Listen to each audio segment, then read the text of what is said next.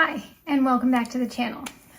First off, sorry it's been forever and a day since I got to record another video. Baseball season started, so that kind of took all of our time between, I guess, the last 2 months, because we had practices 1 month and then we had games twice a week, every week for this last month. That's why I haven't been able to record another video. Life got in the way and it was a beautiful thing and it's been fun. So today I'm going to talk about my 4th grade curriculum picks. Why am I sharing 4th grade curriculum picks when my oldest is going into 6th grade in the fall? Well, here's the thing. I have been wanting to do this channel for a couple of years now. I just haven't been able to get around to it. These are our 4th grade picks for the 24-25 year. I'll give you my opinions on them. I'll do some flip throughs in another video. I just kind of want to do a quick overview, likes, dislikes, what worked for us, and if we used it again this year, and hopefully it will help you. So let's get to the video.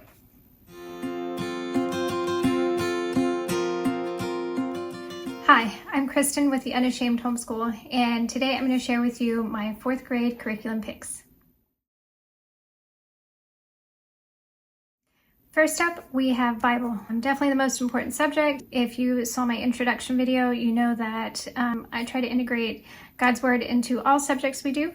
This particular year I did not, and you'll see kind of what we used and how that's changed. However, we went with Not Consumed this particular year. I love Not Consumed.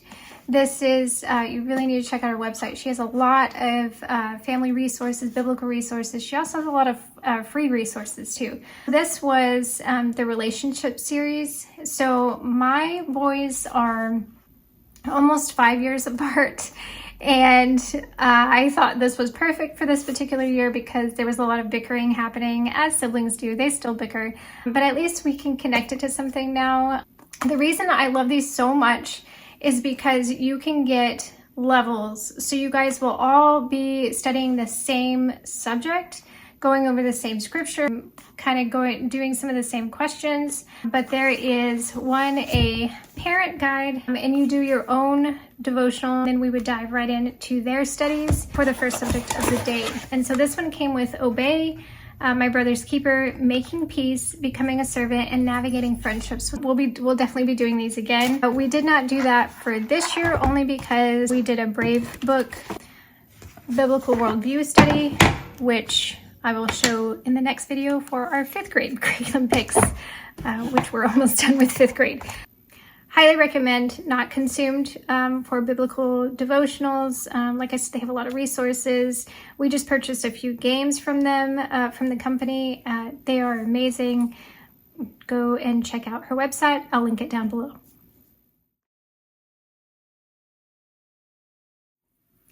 Next up, we have language arts. For language arts, we used IEW, Structure and Style, IEW's Phonetic Zoo, and Fix-It Grammar. Phonetic Zoo for spelling and Fix-It Grammar for, obviously, grammar. For Structure and Style, we ended up ordering the whole package. So it came with a few things. I started the teaching Structure and Style. Really insightful as to how this works, how to grade it. You're supposed to do the exercises along with the kiddos as they're progressing through Structure and Style. I was good for about 3 weeks. I still intend to finish it because I did purchase it. I'm one of those that if I spent money on it, I'm going to use it. If nothing else, then to look through it and learn for myself. So Structure and Style, I really enjoyed. We did the videos. Andrew Pudowa, I've actually gone to listen to him at conventions. Very personable, very funny. He's really engaging with the kids. This was year 1, level A. Structure and Style teaches kids how to write. Yes, how. When it came time to teach my son how to write, I didn't know where to begin. And I'm terrible with grammar, seriously. Even through college writing papers, I'm good with words. However, not so great with grammar all the time, so I would actually send my papers, I would email them to my parents who are really gifted in grammar, and they would correct them, edit them, and send them back my way so I could make the corrections and submit them. Anyway, back to structure and style. My son really grew in his writing. It's great, a great program, highly recommend. IEW. I really want to go back to this next year, but what we're doing now is working, and there are no tears or fights. But this one was kind of, other than me being the editor, the lessons were taught by Andrew Pudawa on the videos. My son did enjoy them. He just doesn't like writing. He enjoyed the videos, as in, like, he won't admit that he enjoyed them. So anyway, that is IEW for writing, and we are going to move on to grammar. We did Fix-It Grammar. This is actually level 2 because I had done level 1 with him in the 3rd grade, just as a gentle introduction to grammar. This is so easy, y'all, super easy. 5 minutes of grammar. On each week has a new lesson. So this one was prepositional opener, so a prepositional phrase at the beginning of a sentence, kind of to change up your sentences. So it teaches them writing without explicitly teaching them writing. So these are concepts that they will apply to their writing. So the IEW program and Fix-It Grammar do go hand in hand, but you can use each one separately. They are not, one is not dependent on the other, but these go beautifully with the IEW program. So this is week 18, so that they learn it first. There is a teacher guide that goes with this. That is helpful if you are not grammatically inclined or grammatically talented. And then each day of the week, they have a sentence and they read it. So they're supposed to look up the vocabulary and write the definition in a notebook, which I did have him do. So this could be used as vocabulary too. Mark it. So they have several different things that they have to look for in the sentence. And then they have to fix it. So there are 2 capitals in this sentence that they need to fix. So this goes with their editing skills. So maybe he'll be a better writer in college if he goes to college. 1 end mark and one end mark and 1 apostrophe, and then they have to rewrite the sentence. So this could also be handwriting too, and copy work. So this could be, a very gentle copy work, handwriting, and editing, grammar, all in one. I really liked this for beginner grammar. There are several levels of these, but I would start with level 1. And you might just breeze through it, but it's a really good introduction to grammar, and it builds on itself year after year. And again, it goes really well with the IEW structure and style.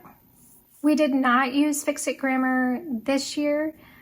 I will explain that in another video because it wasn't enough of an explanation for me. Some of these sentences there were words that weren't marked, and I'm sure that those will come later on. If we had stuck with it, they're probably marking every single word in the sentence. But for me, when my son asked me, well, why is this not considered an adjective? And to me, it looked like an adjective or an adverb, or I don't know what it was. There was a couple of instances where my son would ask me that this word should be an adjective or adverb or whatever. And I couldn't tell him why, because I am terrible with grammar. So I needed more explicit instruction, I think, for me more than anything. And so we went with a different program. It is called Cottage Press, and I will do a review on that in our 5th grade pick video. So be on the lookout for that. Moving on to spelling, we went with the Phonetic Zoo, which is also by IEW.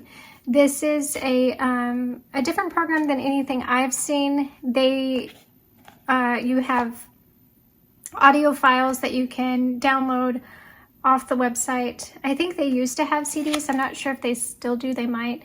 And so the child is encouraged to wear headphones, not to listen to it like just off your iPhone or things like that. There's different levels. There's level A, B, and C. My son did level B. He's a very strong speller.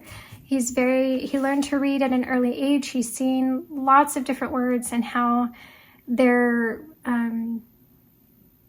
how to spell them just because he's reading. That does not work for every child. However, the more they read, the more they are exposed to words and how they sound, doing read alouds, things like that. If you watch my introduction video, you know how important reading is for our family. And I think that's really, really important for learning how to spell.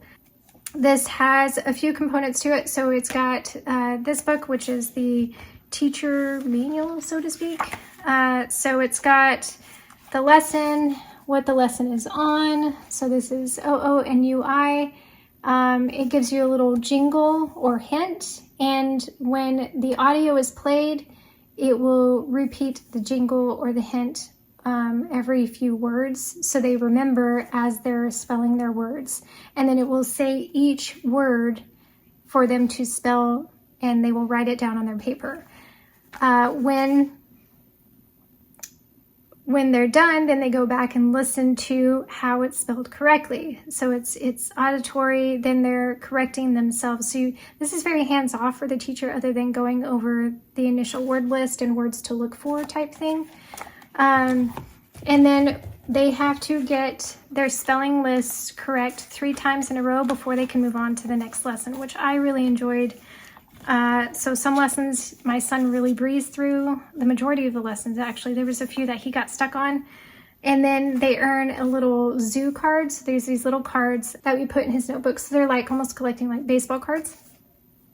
And so this is like the different levels that you can see. So the words get a little bit bigger for C. And then, so you can use just these cards if you didn't want to purchase the audio. You as the teacher can do it. But there is something really beneficial for them really hearing it repeated over and over, along with the jingle or the rule. So my son really enjoyed these because he loves animals, and so spelling was one of his favorite things to do, and again, very short and sweet. We did not do level C this year for 5th grade, just because I felt like it really wasn't necessary. He's a very strong speller, he reads every day. He would read all day long if I let him. That's his downtime, is reading. He'll take a book and go outside, to get some sunshine, but he loves to read, and he reads encyclopedias. So I know he's already a strong speller, so I don't really think I need to beat that one to death. So we did not do level C, and we did not really do spelling this year for 5th grade. Moving on, we did handwriting from BJU Press, handwriting 4 for 4th grade. Damn, my son's handwriting is terrible. And maybe that's just being a boy. I don't really know. We started cursive in 3rd grade, and we went from traditional like stick letters. I'm doing something different with my youngest son because the transition from doing print letters to cursive was like pulling teeth, and it was terrible. So I'm hoping my younger son's transition will be a little bit easier. So I wanted to do at least one more year of handwriting that really focused on handwriting, and this one happened to go along with American history. We did year 1 of Notgrass, which we'll get to in a minute. So I thought that was really cute. It went through the United States. There was different activities that he did. Lots of copy work. I believe he had to copy like the Pledge of Allegiance for the very first lesson. It does come with a teacher notebook. Do I think it's necessary? Not particularly. For me, this was mostly just copy work for him, just because I really wanted him to focus on letters, letter formation, and making his handwriting legible, because I couldn't read his papers half the time. I'm like, what is this word? So it did get better. Now we do not do handwriting now, just because, again, I don't think it's necessary, because he does write up a lot of his assignments, and I do make him redo it if I just cannot read it. So he knows anytime he has to do copy work, it has to be in cursive, because I really want him to get that practice in cursive. It's good for the brain, good for remembering, and it's easier. I've read a couple of different articles on that. Again, I really wish if I could go back, I would have had him do the Danielian handwriting, which is what I'm doing with my son, which I'll talk about here in a minute. However, we did not do handwriting. We did not continue with handwriting. This was good just for extra practice, in my opinion.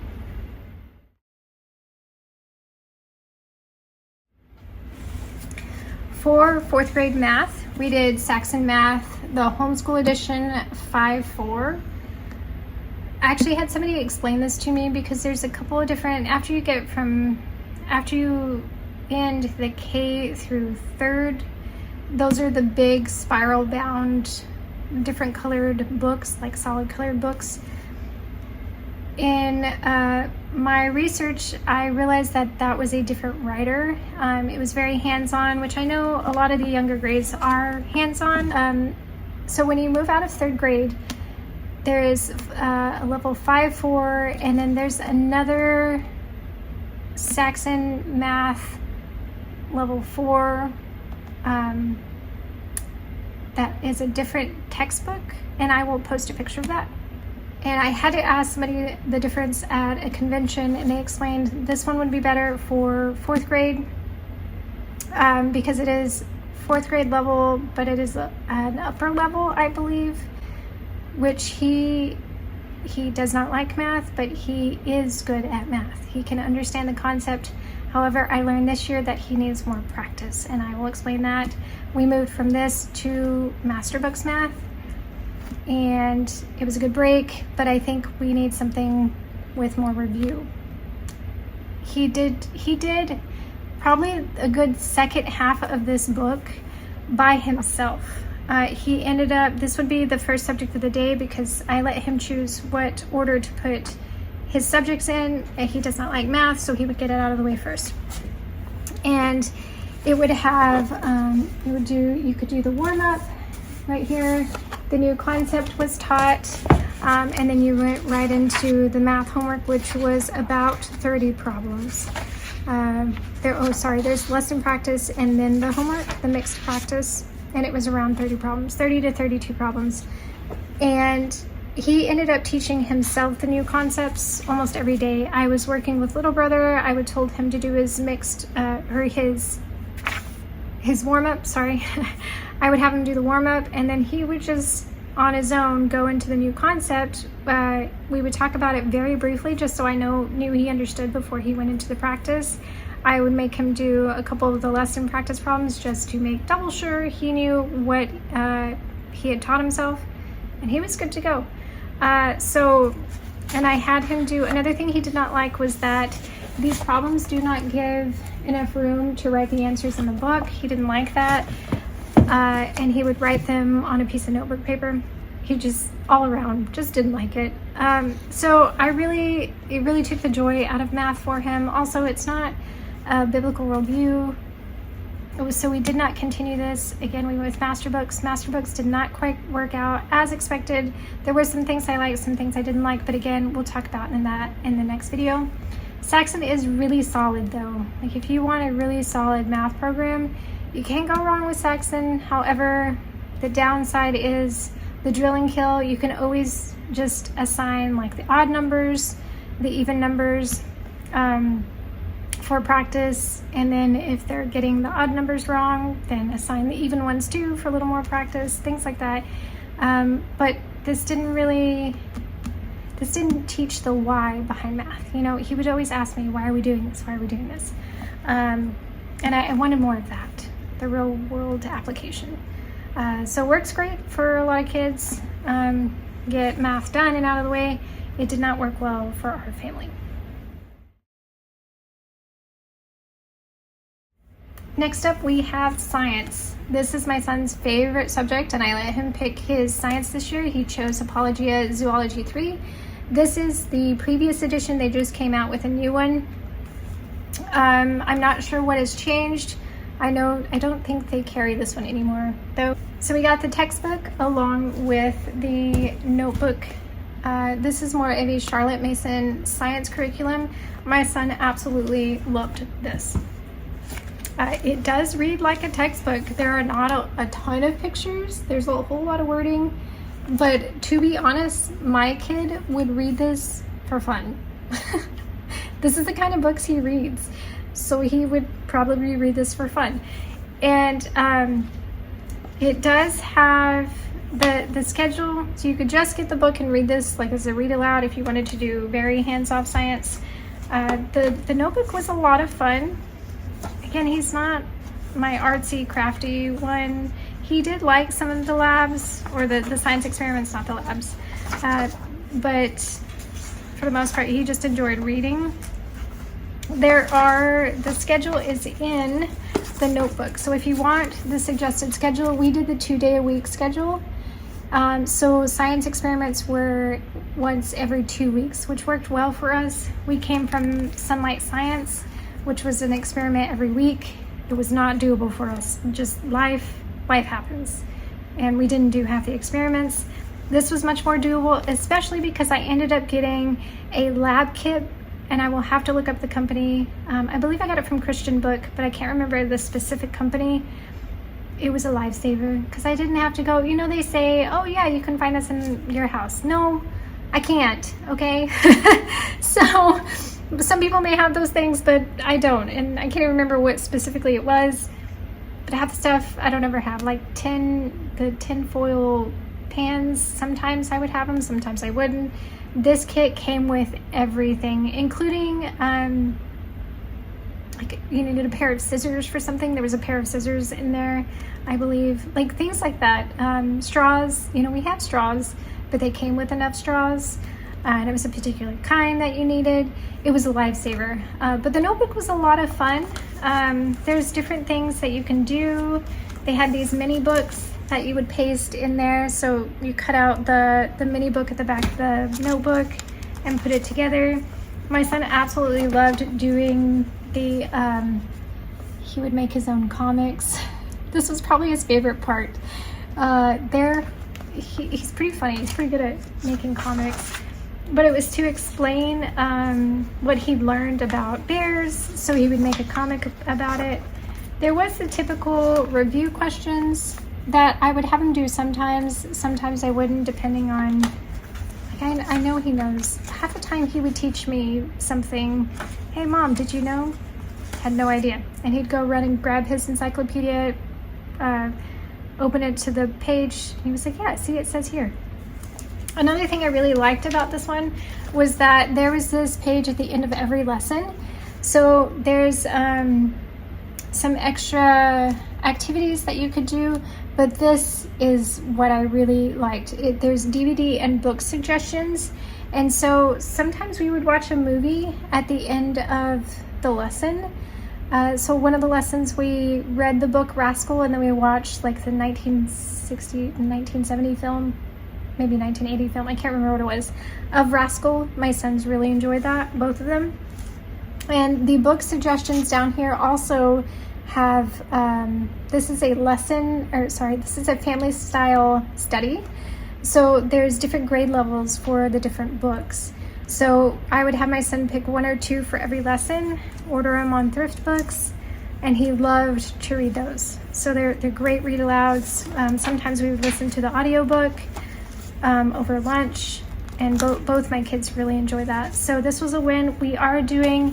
We did not do Apologia for 5th grade. We went with Science Shepherd just because I wanted him to have an earth science, which he did not enjoy as much because he loves animals, but we are doing Apologia this upcoming year. Another thing I really like about Apologia is it is a biblical worldview, and they have different, there's sections called Creation Confirmation in here, and it points back to God as our creator. It's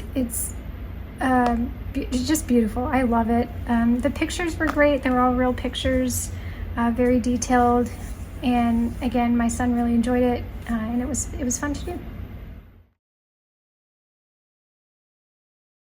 Okay, next up, we did U.S. History, Part 1 for 1st grade.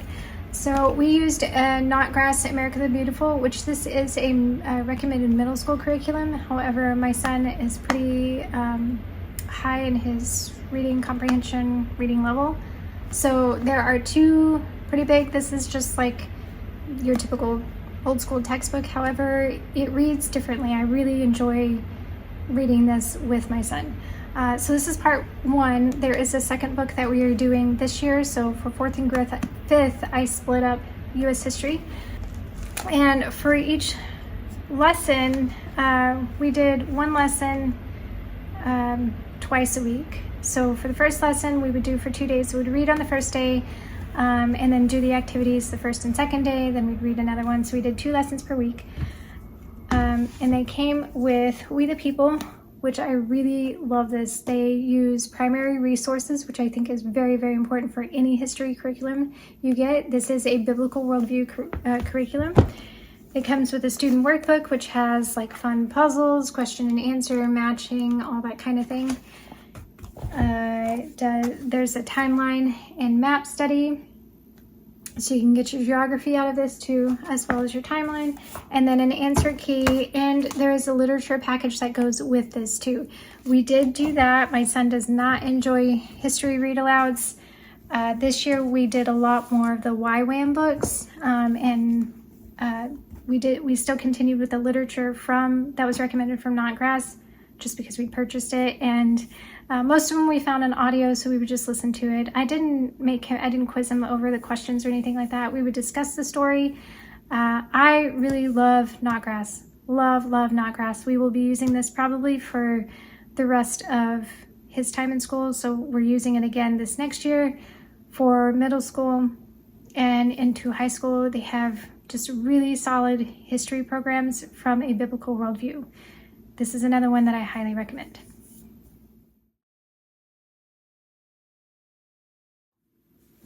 All right, let's talk electives and enrichment. I feel like not enough people talk about this on some of the homeschool channels. We talk about a lot about the core subjects, which is great because you need those core subjects, right? But there's so many different options for enrichment programs, foreign languages. Let's talk about typing. Yeah, kids need to learn that. I know they stopped teaching typing in some schools. I think they're trying to bring it back. They stopped teaching cursive. Those things are very important to me. So we did introduce typing for his 4th grade year. I wanted to do something offline, and this worked okay. This is the Good and Beautiful. They had just come out with this typing program. So all you do is open like a word processing program, Google Doc, Microsoft Word, something like that. And you go through the lessons, and it teaches you, you learn to figure out where the letters are, and it's all offline. So you're reading from the book. They have stickers that you can put in here. We did not do that because I plan to resell this. They still, again, it's typical Good and the Beautiful. They do have beautiful pictures. They had some fun quotes that you could read. My son did enjoy learning to type because he knows once he is a strong typer, he will have to write less. He'll be doing a lot of his assignments on the computer instead of writing them out, which I would like him to become a proficient typer. Typing is needed in this life. They're my dogs. There's another typing after this one. We did not do it. I found a free typing program online, which I want to do most of my stuff offline. However, typing, I learned through typing games, and that's what my son needed to get him faster and to correct his mistakes, so it would pop up an error if he hit D for J or whatever it was. So typing.com was really good. There is a free and there is a paid program. We just did the free. It worked great for him to at least learn where the letters were on the keyboard and to become faster at those things. Would I use typing from the Good and Beautiful again? No, I would not. There is another level that comes after this. It just did not grasp my son's attention. It did not help with his proficiency and speed and the errors that I wouldn't catch, that he would just backspace and, keep typing, so that I wasn't breathing down his neck all the time. Typing, I think, is something that you need to do. You need to find an online program, some kind of game, make it fun for them to learn typing and to learn to type fast. Now, there's a whole other reason that I'm convicted on not using the Good and Beautiful. There's a huge debate out there. The creator is from the LDS church, and at first it didn't bother me. I've you'll see in my pre-K picks that I did use the Good and the Beautiful for math and language arts. But I've been convicted lately watching a few more reviews on it. My conviction is not supporting the LDS community. So I think we are going to move away from the Good and the Beautiful altogether. That's just my 2 cents, take it or leave it. Back to enrichment. So we also used Abeka's. I love Abeka's health and nutrition books. These are so good. It does come as part of their science curriculum. However, you can purchase the books separately. You will not get the lesson plans because you have to get that kind of as a package. And I think they alternate the science and the health and nutrition. And these are only for, I believe it's 2nd grade, 2nd through 7th, I believe. And then they go into like upper level science courses. They kind of cover the same topics each year, but they go a little more in depth. Another reason I really love these is it is a biblical worldview. It points to God as creator and how your body works and how that can only be made by a creator. And then it also talks about some of the harder topics that maybe you don't know how to discuss with your son or daughter. Just you know what I'm talking about, those topics. About stranger danger, about being safe in the health of your friendships, your mental health, your spiritual health. These are all part of your overall health, not just your body, what you eat, things like that. It goes much deeper than my health classes in high school. You know, I went to public school. So these are excellent. I love these. I just created my own schedule. We only did this once a week. It was usually the last day of the week that we did this. And at the end of each section, so the chapter is broken down into like 6.1, 6.2. They had vocabulary, word concepts. Again, I will do a more in-depth flip through on this. And then at the end of the section, there was usually a comprehension check. I would usually make my son do that. And sometimes there were activities. So it does come with an activity book where you can purchase this. It does not come with it.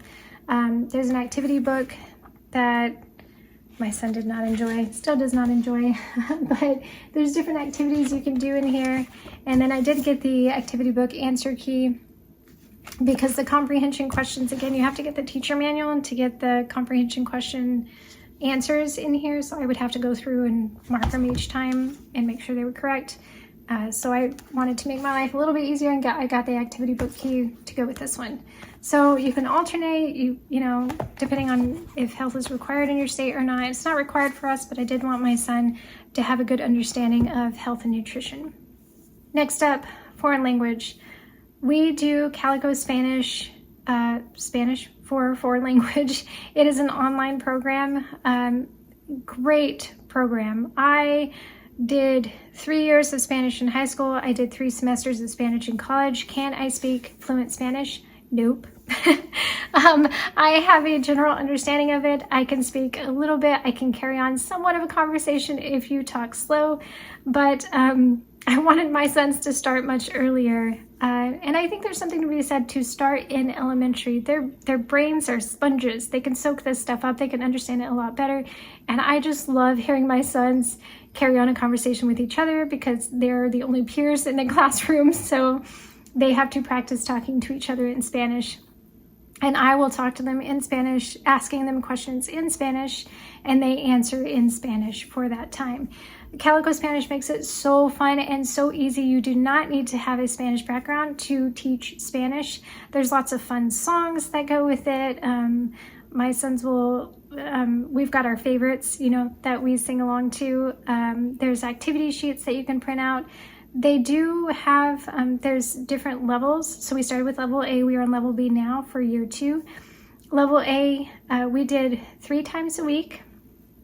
And you can get a package that comes with it, or not comes with it, sorry. You can get a package that you can purchase separately that comes with the Calico comics, vocabulary cards, and posters, which I purchased and then decided we didn't really need them. Everything is online. Now, if you have a classroom setting or if you're teaching for co-op, you would probably want to get those visuals, but we didn't really use them because we used the ones online. Also, you can print them off online if you would like to use all the color ink in your printer, or print them in black and white. That works too. They're just not as fun.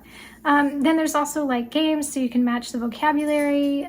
There's like look and find games, so when you're practicing your colors, find all the objects that are rojo, red, right? So you have to find all those objects.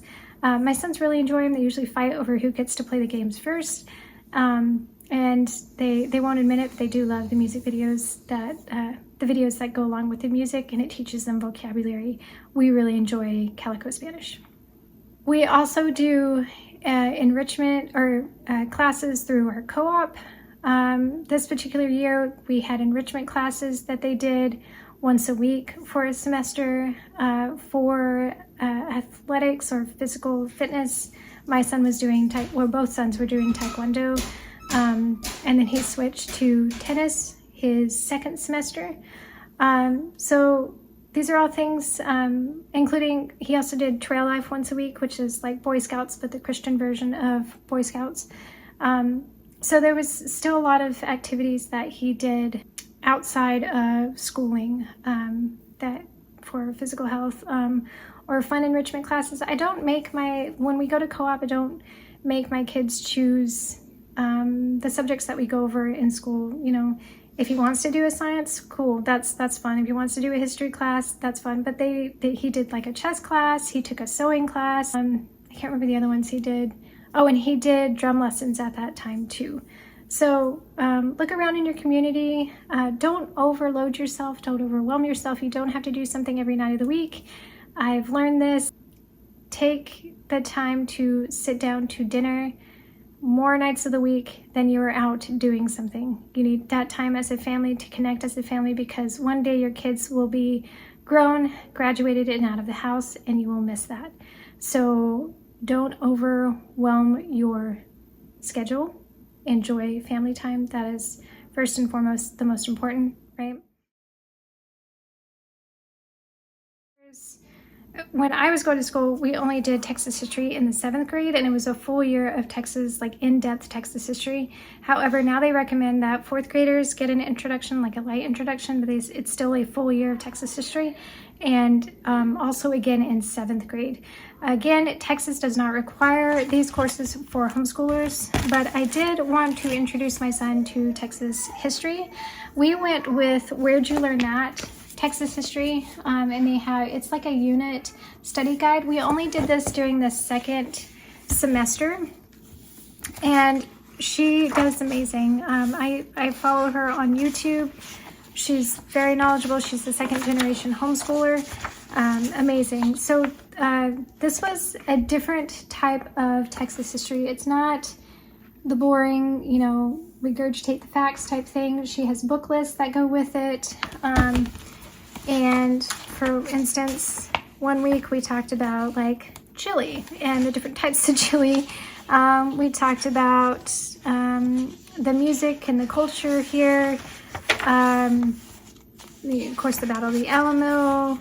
And then there's an activity book that also went with it. This was just the parent guide. And for the life of me, I cannot find the activity book. But it was all a PDF download. And I just wanted a gentle introduction, a fun introduction to Texas history. Again, we incorporated that into the end of our 2nd semester. We did 6 weeks of it, 6 weeks, and I only did it, I think, 3 or 4 days a week. It has a suggested schedule in the parent guide. We did the read alouds, and then there was like these little flashcards. So like here's one of them, like Tex-Mex food. So my son would review those as we were going through each different unit. And so he can tell you some of the fun facts about Texas history.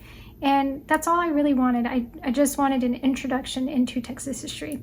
When we're, for this upcoming year, I'm gonna start Texas history alongside world history. And we're gonna do two years of world history.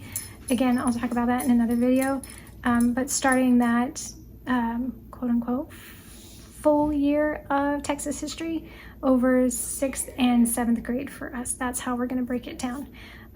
But where'd you learn that? I will link that down below along with everything else I've shared. Thanks for watching. If you have any questions about anything I've showed you here, please drop it in the comments below. Like hit the like button if you like this video. It helps support my channel, and it's a free way to do it. It doesn't cost you anything. I will list all of the curriculum that we used. All the links will be down below. And just know that, yes, you can homeschool, and God bless you.